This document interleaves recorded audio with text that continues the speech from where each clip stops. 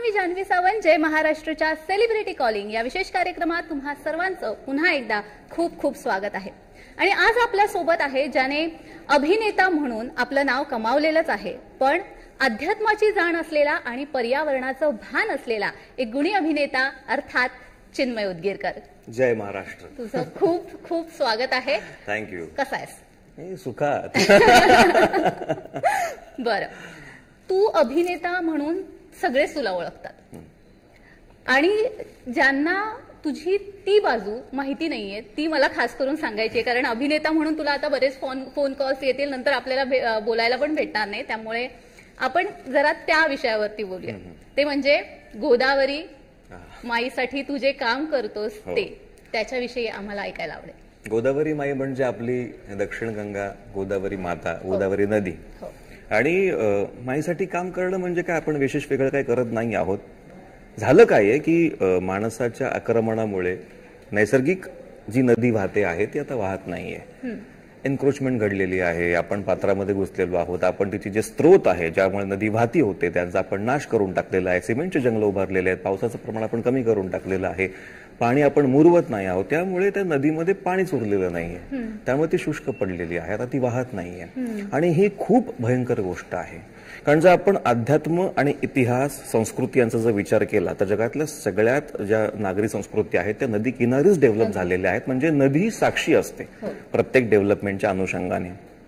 तर आता आपण जी डेव्हलपमेंट बघतो त्याचं नदी जर मारली जाणार असेल तर ही सभ्यता टिकेल का? तर 100% टिकणार नाही. आणि यासाठी सगळ्यांनी काम करण्याची गरज आहे, कारण आपण जेव्हा जन्माला येतो तेव्हा आपण त्या जागेचे पुत्र असतो, पण ती जागा तिथे का बसली? नदीमुळे बसलेली आहे. त्या नदीचे आपण पुत्र असतो, तर ती आपल्या रक्तात वाहते आहे. मी तुला थोड्या वेळासाठी थांबवते. आपल्या पहिला फोन आलेला आहे. रेवती वालझाडे नाशिकहून आपल्याशी जोडल्या गेलेल्या आहेत. रेवती, खूप स्वागत आहे तुझं जय महाराष्ट्रमध्ये. टीव्हीचा आवाज कमी कर आणि तुझा प्रश्न विचार. First of all hi Chinmay. Hi. आणि मला तुझ्यासोबत बोलण्याची खूप जास्त इच्छा होती आणि मला तुझं मुळात हा स्वभाव खूप आवडतो की तू आता पहिल्याच प्रश्नाचं उत्तर दिलं की मी निवांत, म्हणजे एकदम हसत तू कायम असतोस. आणि त्यातच आता एक तुझा नवीन मूवी रिलीज झाला तो म्हणजे अल्लाड पल्लाड, आणि ह्या चित्रपटाची मेन बाजू आहे की हा थरारपट आहे. आणि अशी भूमिका निभावताना किंवा हे पात्र तू स्वीकारलंस तेव्हा तुझ्या मनात काय संकल्पना होत्या, काय भावना होत्या, आणि कुठली आव्हानं तुला वाटली की मला हे करावं लागणार आहे? भीती वाटत होती की एक्साइटमेंट होती? सगळंच जाणून घ्यायचंय. नाही, मला गंमत वाटत होती, कारण 12-13 वर्ष मी डेली सोप करत असताना नायकच रंगवलेला होता. प्रत्येकामध्ये खलनायक असतो की प्रगट रूपात नसतो. तर म्हटलं आपण जरा ती बाजू डिस्कव्हर करूया, आपल्याला खुणावतंय का असं काही.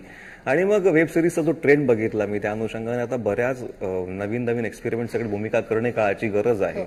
मग त्याच्यात अल्लाड पल्लाड आला, म्हणजे मनात हा विचारायला आणि अल्लाड पल्लाड समोर विचारलं जावं हे एकदम निसर्गाने जुळवून आणलेलं होतं. आणि मग ती भूमिकाच तशी होती की तो 70 माणसांचा खून करतो पाटील, आणि तो पूर्ण चित्रपटामध्ये एकही शब्द बोलत नाही, तो फक्त विध्वंसकपणे हिंसकपणे मारत असतो. थांबवते तुला. फोन भूषण हाटकर नांदेडहून आपल्याशी जोडले गेलेले आहेत. भूषण, खूप स्वागत आहे तुमचं जय महाराष्ट्रमध्ये. तुमच्या टीव्हीचा आवाज कमी करा आणि तुमचा प्रश्न विचारा. भूषण, माझा आवाज येतोय? येस मॅम, येतोय. हा, बोला. काय विचारते मला कळत नाही मॅम. मला पहिल्यांदा कॉल लागलाय. खूप एक्सायटेड आहे मी विचारण्यासाठी. म्हणजे खूप दिवसांनी मी ट्राय केलं, पण पहिल्यांदा माझा कॉल लागला म्हणून मला काही हेच वाटत नाही ma'am. I am so excited. Thank you so much Bhushan. तुझी जी एनर्जी आहे ती आमच्यापर्यंत पोहोचते. Thank you so much. Need your blessings and support always. Thank you. Thank you Bhushan. Tanvi Katkar आपल्याशी कोल्हापूरहून जोडली गेलेली आहे. तन्वी, खूप खूप स्वागत आहे तुझं. तुझा प्रश्न विचारू शकतेस. तन्वी, तुझ्या टीव्हीचा आवाज कमी कर आणि तुझा प्रश्न विचार. हा, हॅलो. हाय तन्वी. हा, मी तन्वी. मला खूप आवडत होतं. थँक्यू. आणि आमच्या बहिणीची त्यांना बघितल्यावर सेम जाते. तन्वी, तुझा आवाज नीट येत नाहीये, एकदा नेटवर्क चेक कर आणि तुझा प्रश्न विचार. काही कारणामुळे ड्रॉप झाला असावा. तर बॅक टू मी वालझाडांचं उत्तर पूर्ण करतो. वालझाडांचं. तर त्यामुळे हे आलं जुळून आणि मग मी ते म्हटलं आपण करून बघूया. आणि मग प्रीतम पाटलांनी जी कामं करवून घेतली सगळ्यांच्याकडून ती अमेझिंग होती आणि तो त्या प्रकारचा व्हिलन साकारताना खरोखर जाम मजा आली. मला कळलं की खरोखर व्हिलनची जास्त मजा असते. बॅक टू गोदावरी आपण जाऊया, कारण तो एक्झॅक्टली व्हिलनची जास्त मजा असते. व्हिलन मजा करतात, त्याप्रमाणे आपण सगळे निसर्गाच्या अनुषंगाने व्हिलन झालेलो आहोत. आणि जेव्हा प्रकृतीचा कोप होतो आणि जेव्हा प्रकृती सत्यशिव जेव्हा पूर्ण परत बॅक टू द पॉवर येतात तेव्हा मग ते बघत नाही, एका मिनिटात न्याय करून टाकतात.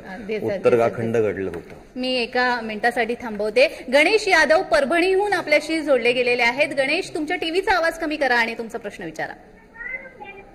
Okay okay. हॅलो. हाय गणेश. गणेश, तुमच्या टीव्हीचा आवाज कमी करा म्हणजे तुम्हाला नीट ऐकू येईल. हा हॅलो. येस गणेश. हॅलो. बस कसे तन्मय सर? एकदम मस्त. तुमचं माझा तर पहिला प्रश्न आहे की सध्या कसं वाटतं तुम्हाला सेलिब्रिटी होऊन? सेलिब्रिटी झाल्यानंतर कसं वाटतं? आता काय वाटत आणि त्याच्यामध्ये आव्हानं काय तुमच्या? आणि मला तुमचं गोदावरी बद्दल जे काम करतात ना ते खूप आवडलंय. Thank you so much sir. Godavari Nanded म्हणून सुद्धा वाहते आपली आई, त्यामुळे आपण सगळे बंधूच आहोत.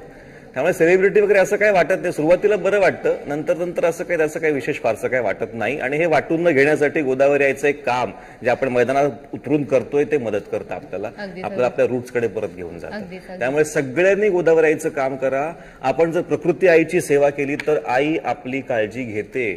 ती आपल्या अर्थकारणाला, आपल्या कामाला सांभाळते. आपल्याला कोणाहीकडे पदर पसरून काम मागायची गरज पडत नाही. आपलं चरितार्थ ती उत्तम चालवते. म्हणून सगळ्यांनी निसर्ग या देवाची पूजा करणं, गोदावरी आईची सेवा करणं, नदीची सेवा करणं आवश्यक आहे. अगदीच. बुलढाण्याहून अजय पाटील आपल्याशी जोडले गेलेले आहेत. अजय, खूप स्वागत आहे तुमचं जय महाराष्ट्रमध्ये. तुमच्या टीव्हीचा आवाज कमी करा आणि तुमचा प्रश्न विचारा. हॅलो. हॅलो अजय. हा सर, तुमचा हॅलो. येस अजय. तुमचा नवीन चित्रपट कोणता असणार आहे? आगामी चित्रपट कोणता असणार? माझा नवीन चित्रपट एका नदीवरच आहे आणि त्या नदीचं महत्व अनन्यसाधारण आहे भारतीय संस्कृतीमध्ये. त्यावर आमचं काम चाललंय आणि लवकरच आम्ही त्या चित्रपटाची सुरुवात, म्हणजे एक शेड्यूल पूर्ण केलं, दुसऱ्या शेड्यूलची सुरुवात आम्ही करणार आहोत. आणि मी खूप एक्सायटेड आहे कारण त्याच्यामधली भूमिका पण खूप वेगळी आहे. मी आता नाव काही सांगत नाही, पण त्या नदीला आपण देवीच मानतो. येस. रवी देशमुख पुण्याहून आपल्याशी जोडले गेलेले आहेत. रवी, खूप खूप स्वागत आहे तुमचं जय महाराष्ट्रमध्ये. तुमच्या टीव्हीचा आवाज करा आणि तुमचा प्रश्न कमी करा आणि तुमचा प्रश्न विचारा. जय महाराष्ट्र. जय महाराष्ट्र. हा, माझा चिन्मय सरांना एक प्रश्न होता. जी रवीजी. तर ते काल राजसाहेबांनी एक स्टेटमेंट केलं बघा की ते अंतिम संस्काराच्या वेळेस विद्युत दहिनीचा प्रसार करायचा वगैरे. तर तुम्ही त्याच्याबद्दल काय ठरवलंय सांगताल का? म्हणजे त्याबद्दल तुम्ही तुमचा प्रश्न कळलेला नाही, जरा पुन्हा एकदा विचारा.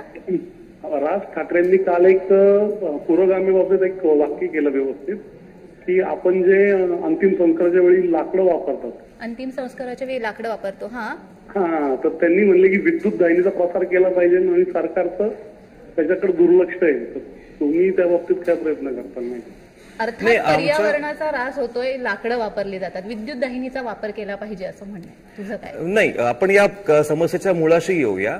साहेबांनी असं स्टेटमेंट केल्याच्या मुळाशी आपण येऊया. तर का बरं? तर लाकडांची संख्या जर कमी असेल, झाडांची संख्या कमी जाईल तर लाकडांची संख्या आणि ती ते कमतरता जी तुम्हाला जाणवणारच आहे.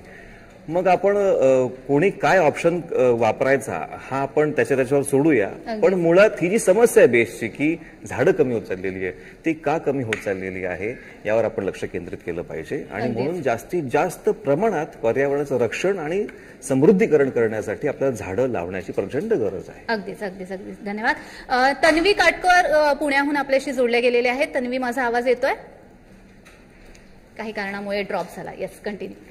तर ते आहे. त्यामुळे मग मी म्हटलं की नाही, आपण मग टेलिव्हिजनचा व्हिलन करूया, पण निसर्गासाठी आपण जरा हिरोएटिक काम तिथे आता जरा करूया. आणि मग आम्ही ग्राउंड लेवलवर काम करायला सुरुवात केली. आणि आमच्या सौभाग्याने आम्हाला डॉक्टर राजेंद्र सिंगजी सारखे, श्री एम सरांसारखे इतके सखोल पर्यावरण तज्ज्ञ आणि इतकी संत मंडळी मिळाली. मी यांना आधुनिक संत म्हणतो.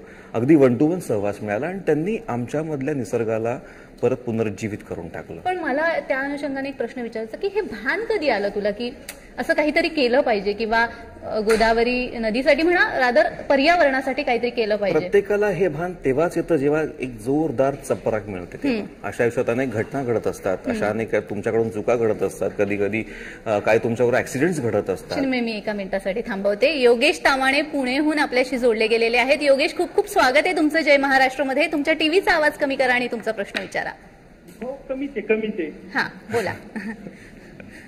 काय ना, चिन्मय सरांना एक प्रश्न विचारायचा आहे. या आधी क्षेत्रात कधी आला, म्हणजे काय म्हणाला? आर्टिस्ट क्षेत्रात कधी तुम्ही या अभिनय क्षेत्रात कधी आला, म्हणजे कसं काय तुमची आवड काय आलं, ते कसं काय केलं तुम्ही? सर, लहानपणापासून या क्षेत्रातच होतो. म्हणजे अगदी सुरुवात घरापासून होती. घरी खोडी काढणारा मुलगा असल्यामुळे लिलया खोटं बोलायचो आणि खूप दंगा करायचो. मग त्याची खोटी खोटी कारणं पण द्यायचो. शाळेमध्ये उशिरा जायचो, त्याची पण खोटी कारणं द्यायचो, पण शिक्षकांना पटायचं ते. मला कळलं की अरे आपला अभिनय गुण आहे.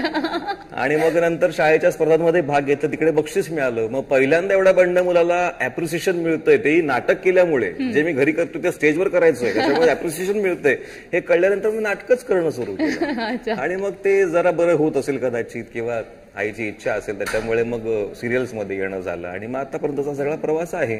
तर अभिनय हे लहानपणापासून करतोय आणि प्रत्येकाला जमतो सर, प्रत्येकाला जमतो. हा, धन्यवाद सर, तुमचं खूप खूप अभिनंदन आणि आभार.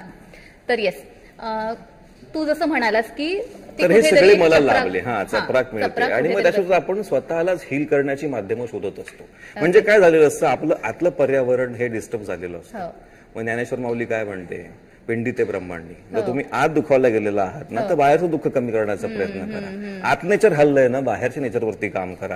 मग काय, आमची गोदावरी वाहतच होती, पण ती आमच्या लहानपणी जशी व्हायची तशी वाहत नव्हती. त्यात आमच्याकडे कुंभमेळा असतो. आम्हाला पर्वणी होती काम करण्याची. म्हटलं स्नान तेव्हाच करू जेव्हा आपल्या गोदावरीमध्ये अखंड अविरल निर्मल पवित्र पाणी वाहेल. आणि यासाठी सगळ्या संतांनी आम्हाला मदत केली, मार्गदर्शन दिलं आणि काम सुरू झालं. हळूहळू मग जुळत गेलो. आणि मग मला कळलं की अरे मॅनिफेस्टेशन, सिक्रेट हे जे काय तत्व आपण सांगितलं जातं, ज्याच्यावर सगळे युथ हालतं. एका मिनिटासाठी थांबवते, तुला फार डिस्टर्ब करावं लागतंय. दामोदर आढाव वाशिमहून आपल्याशी जोडले गेलेले आहे. तुमचं खूप खूप स्वागत आहे आणि तुमच्या टीव्हीचा आवाज कमी करा आणि तुमचा प्रश्न विचारा. मैं आपकी कॉल को होल्ड पे रखा है. दामोदर, माझा आवाज येतोय? काही कारणामुळे ड्रॉप झाला. तर सिक्रेट्स किंवा मॅनिफेस्टेशन टेक्निक्स हे आपण वापरतो, तर त्याची गरज उरत नाही. तुम्ही काम करता करता आपोआप तुमचं चित्त शुद्ध होत गेलं ना, की ऑटोमॅटिकली सगळ्या गोष्टी तुमच्या आयुष्यामध्ये चमत्कार सारख्या घडायला लागतात. ते मी अनुभवलं. आणि एकदा का या गोष्टी कळल्या की आई आपल्या बरोबर आहे, तर भीतीच राहत नाही. आणि भीती नसणं हे आजकालच्या काळामध्ये सगळ्यात महत्वाचं आहे. आपण सगळेजण स्ट्रेस पेक्षा पण भीतीच्या खाली जास्त आहोत. तर ते निघून जायचं असेल तर आतल्या पर्यावरणावर पर्यायाने बाहेरच्या पर्यावरणावरती काम करणं हे गरजेचं आहे. नाहीतर पुण्यात जे घडलं, जे कोल्हापुरात घडलं, जे उत्तराखंडामध्ये घडलं, ते परत परत घडत राहणार. एका मिनिटासाठी थांबवते. विनोद चन्नाळे लातूरहून आपल्याशी जोडले गेलेले आहेत. विनोद, खूप खूप स्वागत आहे तुमचं आणि तुमच्या टीव्हीचा आवाज कमी करा आणि तुमचा प्रश्न विचारा. नमस्कार सर. नमस्कार विनोदजी. मी लातूरून बोलतोय, प्राध्यापक doctor Vinod Channale. Yes sir. Maharashtra engineering महाविद्यालय. येस सर, मला असं विचारायचं होतं, तुमच्या जीवनात काय स्ट्रगल आहे आणि तुम्ही नवीन पिढीसाठी काय मार्गदर्शन करा? सर, तसं मानलं तर सगळंच स्ट्रगलच आहे. म्हणजे आजचा दिवस चांगला आहे तर उद्याचा दिवस कसा येणार हे पण स्ट्रगलचाच एक अनुषंगाने आपण त्याच्याकडे बघू शकतो. पण आता मला काय स्ट्रगल जाणवत नाही सर, कारण आता मला नेमकं काय करायचं आयुष्यामध्ये चांगलं कळलेलं आहे. मला चांगलं काम करायचं आहे आणि माझ्या गोदावरीचं काम, पर्याय निसर्गाचं काम हे करत राहायचं आहे. आणि हे करायला लागल्यापासून स्ट्रगल असं काही जाणवत नाहीये सर, कारण मी निश्चिंत आहे की माझी काळजी घ्यायला निसर्ग देवता आणि आई समर्थ आहे. त्यामुळे तसं काही स्ट्रगल आणि असं काही उरलं नाही, भीती उरलेली नाहीये. आणि नवीन पिढीला मी तेच सांगेन जे मी स्वतः आता आचरणामध्ये आणण्याचा प्रयत्न करतो की प्लीज जास्तीत जास्त पद्धतीने पर्यावरणावर काम करा. कारण सध्या पर्यावरण ही सगळ्यात मोठी समस्या आहे. आपण राजकारणावर बोलतो, आपण विकासावर बोलतो, पण पुराचं एक पाणी जर तुमच्या घरामध्ये घुसलं तर तुमचं राजकारण, बोलणं या सगळ्या गोष्टी कुठेच उरणार नाही. कारण जेव्हा आपत्ती कोसळते, निसर्ग जेव्हा न्याय करतो, तेव्हा तो समोरचा नेता आहे का, अभिनेता आहे का, इंजिनियर का, डॉक्टर बघत नाही. त्याचा न्याय समान असतो. त्यामुळे तुम्हाला जर हील व्हायचं असेल तर the heal the nature. Yes yes. Vyankat Chirane लातूरहून आपल्याशी जोडले गेलेले आहेत. खूप खूप स्वागत आहे तुमचं व्यंकट, आणि तुमचा प्रश्न विचारा. सर नमस्कार. नमस्कार व्यंकटजी. काय नाही साहेब. हॅलो. बोला सर, बोला. मॅडम माझा मुलगा 10वीला आहे. बर. मला समाजकार्यामध्ये आवड आहे, पण 7 नसल्यामुळं माझ्या मुलाला तुमच्यासारखं अध्यात्माकडे घेऊन जायचं आहे. काय करावं लागेल सर? असं अध्यात्माकडे घेऊन जाणं वगैरे असं काही फारसं असं टेक्निकल नसतं. त्याने रोज जर निसर्गाची सेवा सुरू केली तरी तो आध्यात्मिक ऑटोमॅटिकली होऊनच जाईल. कारण तुकोबांनी पण शेवटी निसर्गाचं सगळं वर्णन केलं, वृक्षवल्ली आमास वगैरे. त्या पदाला पोचतात, पण निसर्गाकडे नेण्यासाठी ते माणसाला प्रवृत्त करतात. एक तरी ओवी आपण अनुसरावी. त्यामुळे आपण आपल्या घरापासून सुरुवात करूया. सगळ्यात आधी एक झाड लावायला सांगा सर. त्याला झाडाशी गप्पा मारायला सांगा. बघा ते झाड त्याला त्याच्या वाढीबरोबर अध्यात्माकडे पण घेऊन जाईल. आणि ते जेव्हा झाड वाढेल तेव्हा तो बरोबर नेचरशी कनेक्ट होईल. त्याचं आतलं नेचर फुलेल. वा. किरण कुदळे पुण्याहून आपल्याशी जोडले गेलेले आहेत. किरण, खूप खूप स्वागत आहे तुमचं. तुमच्या टीव्हीचा आवाज कमी करा आणि तुमचा प्रश्न विचारा. आवाज कमी केलाय मॅडम. हा, बोला. चिन्मय सरांना प्रश्न विचारायचा. किरणजी नमस्ते. यस नमस्ते. की आपल्याला कुठल्या मालिकेतून म्हणजे प्रसिद्धी मिळाली जास्त, किंवा कुठला चित्रपट जास्त गाजल्यावर जास्त आनंद झाला? सर माझ्या सुदैवाने आणि तुमच्या प्रेमामुळे सगळ्याच मालिका माझ्या चांगल्याच चालल्यात सर. सगळ्याच भूमिकांना चांगलंच लोकांनी उचलून धरलं, प्रेम पण भरभरून मिळालं. पण प्रत्येक मालिका वेगळी असल्यामुळे प्रत्येक वेळेस त्या मालिकेने मला माणूस म्हणून वेगळ्या पद्धतीने समृद्ध केलं. आणि काय करायचं यापेक्षा पण मी काय नको करायला आयुष्यामध्ये याची जाणीव मला जास्त करून दिली.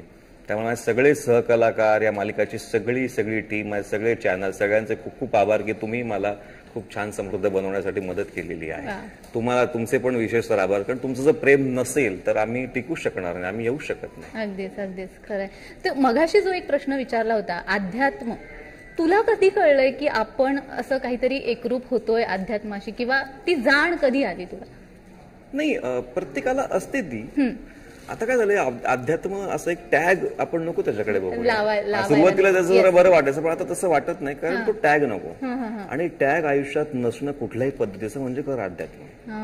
म्हणजे मी सेलिब्रिटी आहे हा पण टॅग करून टाकायला हवा.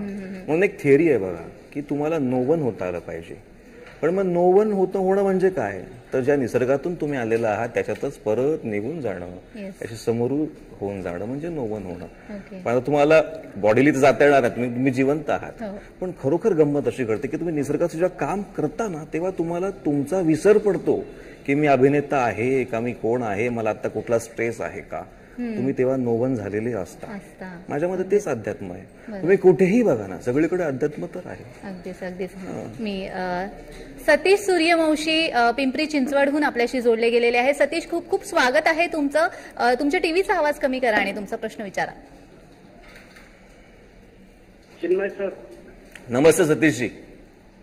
नमस्ते. मी लातूरचा आहे, पिंपरी चिंचवडमध्ये स्थायिक आहे. बरं सर. आपल्या बंधूंच्या इथं घरी गेलो होतो. जी सर. इंद्र सौदागरला आपले मंदिर असतात बरोबर, रिदम मध्ये. Yes Rose Valley rhythm. जी सर. माझं दुकान आहे सर. मला इथं आला म्हणजे भेटायचं. बरं सर. आता पुन्हा भेटून आलो की. धन्यवाद Satishji. Thank you so much. Thank you. Snehal Kulkarni पुण्याहून आपल्याशी जोडल्या गेलेले आहेत. खूप खूप स्वागत आहे स्नेहल तुझं. आणि तुझ्या टीव्हीचा आवाज कमी कर आणि तुझा प्रश्न विचार. हो, माझा आवाज मी कमीच केला आहे. जी. नमस्कार चिन्मय. नमस्कार स्नेहलजी. मला तुमची ऍक्टिंग खूप आवडते. ऍक्च्युली मला काही प्रश्न कुठले विचारायचे नाहीयेत. थँक्यू. फक्त की तुमची ऍक्टिंग खूपच छान आहे आणि तुम्ही आता अध्यात्माकडे वळालाय.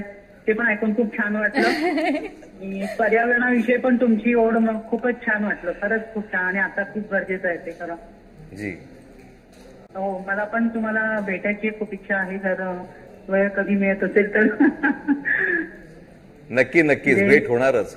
कुठल्याही पर्यावरणाच्या प्लॅटफॉर्मवर आपली भेट नक्कीच घडणार. प्रकृती घडवून आणणार ते. धन्यवाद. शंकर आपल्याशी जोडले गेलेले आहे. शंकर, खूप खूप स्वागत आहे तुमचं. आणि तुमच्या टीव्हीचा आवाज कमी करा आणि तुमचा प्रश्न विचारा. हॅलो, बोला. हा मॅडम, नमस्कार. नमस्कार. मी परभणीला असतो मॅडम. पोलीसमध्ये आहे मी. जी. आणि मला पर्यावरणाची खूप आवड आहे मॅडम. जी. मी दरवर्षी 10 झाडं लावतो मॅडम. जी.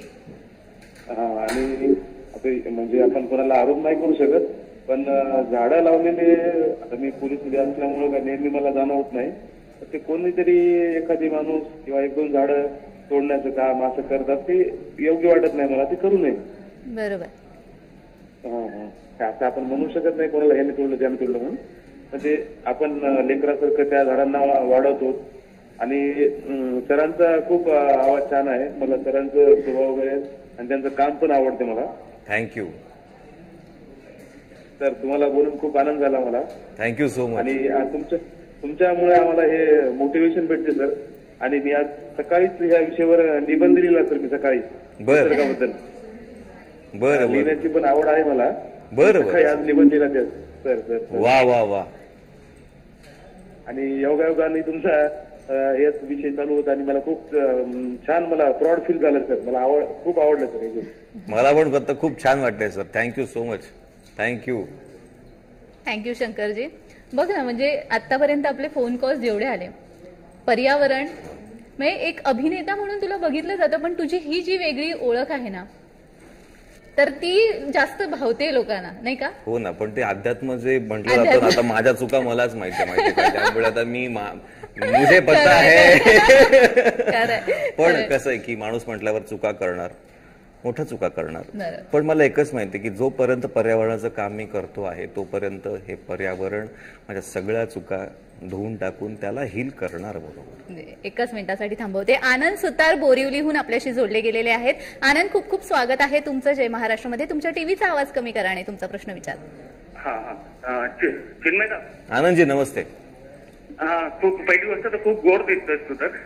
थँक्यू. बाकी कधी भेटतोस तू? आता येत नाही सध्या सिरियल मध्ये.